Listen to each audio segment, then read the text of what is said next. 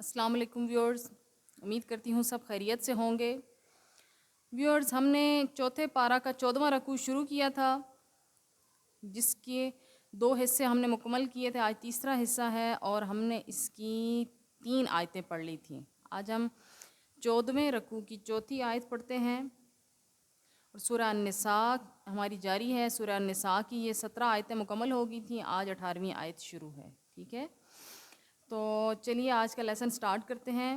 اس رکوع میں اللہ پاک زانی مرد اور زانی عورتوں کے بارے میں بتا رہا ہے کہ کس طرح سے وہ گناہ کریں تو انہیں کیا سزا دی جائے، اور اگر وہ توبہ کر لیں تو میرا رب بڑا رحیم ہے، کریم ہے، اللہ سبحانہ و تعالیٰ بخشنے والا ہے۔ اللہ پاک ہمارے گناہوں کو بھی بخشے۔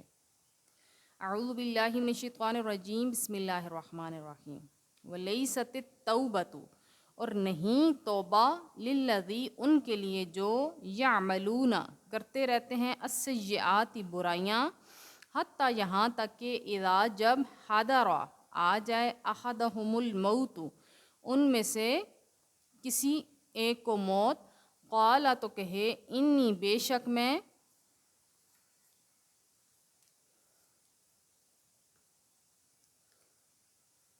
تب تو توبہ کرتا ہوں، الآن اب، ولا اور نہ، الذین ان کی جو یموتون مرتے ہیں، وہم اور اس حال میں کہ وہ کفارن کافر ہیں، اولئک یہی ہیں، اعتدنا ہم نے تیار کر رکھا ہے، لہم ان کے لیے، عذابا علیما دردناک عذاب۔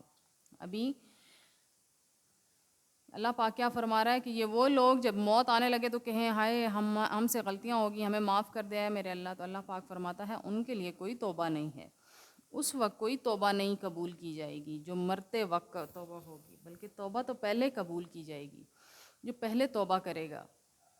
اور پھر جو کفر کی حالت میں مر گئے تو ان لوگوں کے لیے تو پھر اللہ پاک نے عذاب تیار کر رکھا ہے جو کہ بہت دردناک ہے۔ اس لیے اللہ پاک ہمیں بھی سچی توبہ کرنے کی توفیق عطا فرمائے، ہمیں بھی گناہوں سے ہمارے گناہوں کو بھی بخشے، اور اللہ پاک ہمیں گناہوں سے بچنے کی توفیق عطا فرمائے۔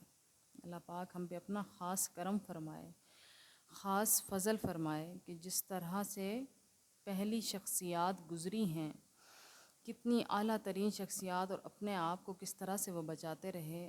ہم تو بہت گناہ گار ہیں، اللہ پاک ہم پہ رحم فرمائے کہ ہم ہر وقت سچی توبہ کریں، اسی لمحے کو آخری لمحہ سمجھتے ہوئے، کیا پتہ کب آ جائے موت، کہ ہم موت کا انتظار کرتے رہیں اور توبہ کی توفیق بھی ہمیں نہ نصیب ہو سکے۔